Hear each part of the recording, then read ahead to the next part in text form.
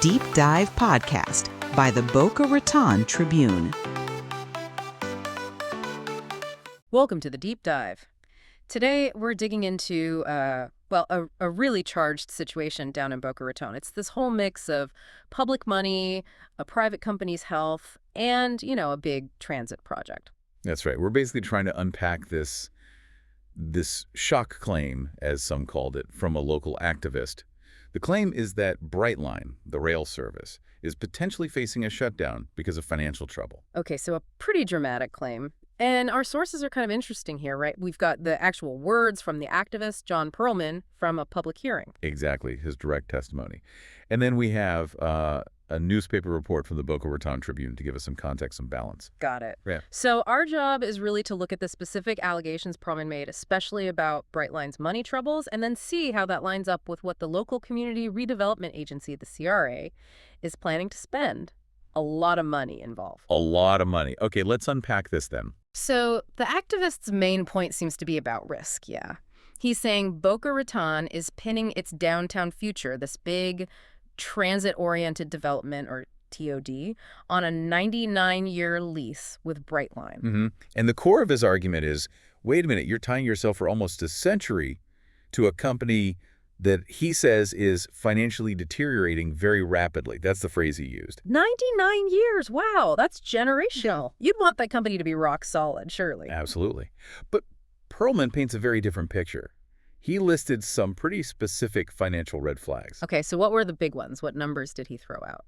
Well, he started with their bonds. Brightline has $1.2 billion in bonds out there. Mm-hmm. And he claimed they actually missed a bond payment back on July 15th. Oh, missed a payment. That's usually not good. That signals serious cash flow problems. Exactly. It's a major warning sign. Hmm. And predictably, he said the interest rate on those bonds, which was already kind of high, like 10 to 12%, Yeah. It jumped up another 2% after that. He cited a WLRN article from August that basically said this hike reflects, quote, growing worry about the service's finances. The market is demanding more for the risk. Right, the market reacting in real time. But the credit ratings, that's the big one, isn't it? What did S&P Global say? Well, that's maybe the most concerning point he raised. S&P Global apparently cut Brightline's bond rating again, the second time in just 2 months. Ouch. Where did they land? BB minus. Now, for anyone listening who doesn't follow this stuff closely, BB minus puts those bonds squarely into what's called junk bond territory. Junk bonds. Okay. So speculative, high risk. Very high risk. And the activist point is, should a city be basing decades of infrastructure planning on a company whose debt is considered junk? That's the fundamental tension he's highlighting. And all this is happening while the company is losing money. Did he give a figure for their losses? He did. He stated that last year, Brightline lost over $500 million. The number was $549 million. $500 million. Wow. Okay, put that $549 million loss next to the millions the local CRA is about to spend. It really does change the perspective on the risk, doesn't it? It absolutely does. It suggests the company needs vastly more capital than the local government can possibly provide. And Perlman's theory is that Brightline knows this, which is why they're shifting focus. Yeah, he claimed that Brightline's putting all its energy and, future hopes on the new Orlando route. Right. While the existing South Florida route, the one going through Boca, that this 99-year lease depends on, is, in his words, declining rapidly. He even said ridership was at all-time lows. Okay, so a survival strategy. Prioritize the new route, let the old one wither. That kind of fits with the financial pressure picture. Mm-hmm. And that leads into the next piece you brought up, the legal and operational side. He talked about a lawsuit. Brightline is apparently being sued by the Florida East Coast Railway, the FECR. Okay, FECR and Zotrex, right? The actual physical infrastructure. Correct. They own the rails Brightline runs on. And the lawsuit, according to Perlman, alleges that Brightline went behind their back. How so? He said Brightline clandestinely negotiated with county governments to add more trains onto FECR's tracks illegally without getting the owner's permission. Whoa, why would they do that? Risking a fight with their landlord, essentially. What was Perlman's take on the motive? Pure desperation, according to him. He claimed Brightline is, quote, basically running out of money, and they were trying to, quote, bail themselves out by just running more trains illegally to get more revenue. So the alleged illegal increase in trains is directly tied back to the financial problems we just talked about. That was his argument. Yeah. And then he connected that increase in train frequency to public safety, which is obviously a huge concern. Yeah, what was the connection there? He brought up a Miami Herald and WLRN investigation.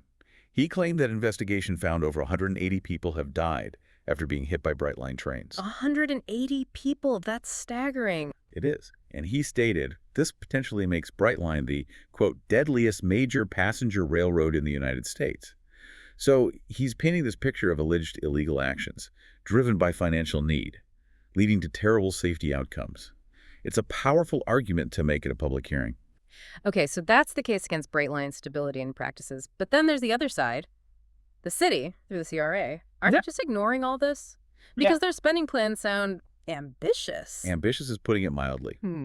Perlman highlighted the CRA's capital outlay, basically. They're spending on big projects. He said it's projected to increase 40 times in just 2 years. 40 from what to what? From $1 million in 2024 up to $40 million projected for 2026. That kind of jump, a 40-fold increase. I mean, that suggests a massive, rapid acceleration in spending. Where's all that money coming from? Is it new debt? That's another key point he made. He said $90 million is being appropriated directly from CRA reserve money. From reserves. Wow, isn't that supposed to be like the rainy day fund? Typically, yes. It's money set aside. But he detailed appropriations of $35 million, $39 million, and $15 million, totaling $90 million, coming out of those reserves for specific redevelopment projects tied to this whole downtown plan. And is that spending directly linked to Brightline itself?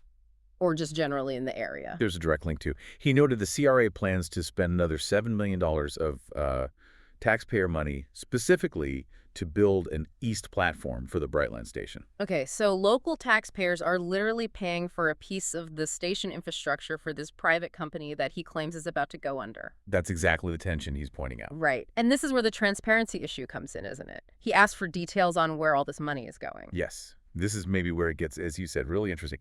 He filed a public records request back on September 8th, asked for every line item of expense related to all this spending. Okay, standard request. Yeah. What happened? Well, he said the clerk responded, sent him a 65-page document. So far, so good. But he claimed that document didn't contain a single actual line item showing specific expenses. Not one. In 65 pages. What did it show them? Just very broad, general categories, apparently. Like what? Can you give an example? The main one he cited was that $80 million is set to be spent over the next 5 years under this one single heading: transit-oriented community redevelopment downtown. 80 million under just redevelopment. That's it. That's what he claimed.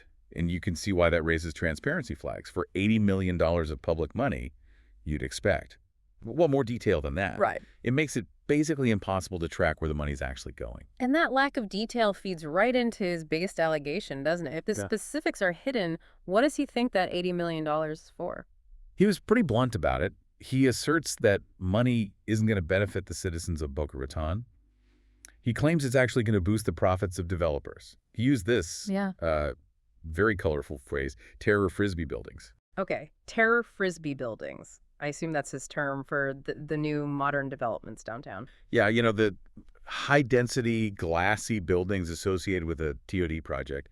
His argument is that the public money, that $80 million, is essentially funding infrastructure, things like nice streets, new streetlights, bike lanes that aren't for the public good, but are specifically designed to, quote, support them building out, basically subsidizing private development. And the really pointed part is that the CRA is pushing ahead with this spending, which he frames as developer support, while he's simultaneously warning that the centerpiece of it all, Brightline, might not even be around much longer. Exactly. That's the core paradox he presented, planning this huge development around a service he believes is collapsing. Okay, so it's a really stark picture painted by the activist, very specific financial data, legal claims, safety concerns, coupled with accusations about local spending and transparency. We absolutely need the context from the newspaper now, the Boca Raton Tribune piece. What did they say? Yeah, the Tribune article is crucial here because it pumps the brakes a bit. While they reported on Perlman's claims, they made it very clear that the central assertion that Brightline is set to shut down has, quote, not been confirmed by any official or independent source. Okay, that's critical. So the financial data points he used, the mispayment, the junk bond rating, the $549 million loss, those might be verifiable signs of trouble. Right, signs of financial stress seem documented. But the conclusion he draws, imminent collapse and shutdown, that remains his interpretation, his unverified claim. Precisely. The Tribune noted Brightline is still actively promoting its services, still talking about its projects publicly. They explicitly framed Perlman's claim as, quote, an activist's bold statement, and stressed that until there's proof, it's unverified. They were careful to separate, as they put it, truth from noise. Which is exactly what we're trying to do here. Okay, let's try to summarize this. On one hand, we have these documented warning signs about Brightline's finances, the bond issues, the junk rating, the huge loss. Serious stuff. And on the other hand, we have the local CRA seemingly doubling down, accelerating spending massively, pulling $90 million from reserves, with $80 million vaguely earmarked for redevelopment around this very same rail service, and questions about transparency swirling around that spending. Yeah, the core tension here, really, for you listening, is about governance and risk. Yeah. You've got this huge long-term public project, the TOD, that seems totally dependent on a private company showing pretty clear signs of financial distress. Right. And then layered on top of that, you have these allegations about a lack of transparency in how massive amounts of local public money are being spent, with the activist claiming it's really benefiting private developers more than the public. It raises big questions about how these decisions get made. It really does. Which leaves us with this final thought for you to chew on. If those financial indicators about Brightline, the junk bonds, the $500 million loss, if those are accurate, how should a city government weigh that verified financial fragility, especially against a 99-year commitment and multi-million-dollar investments?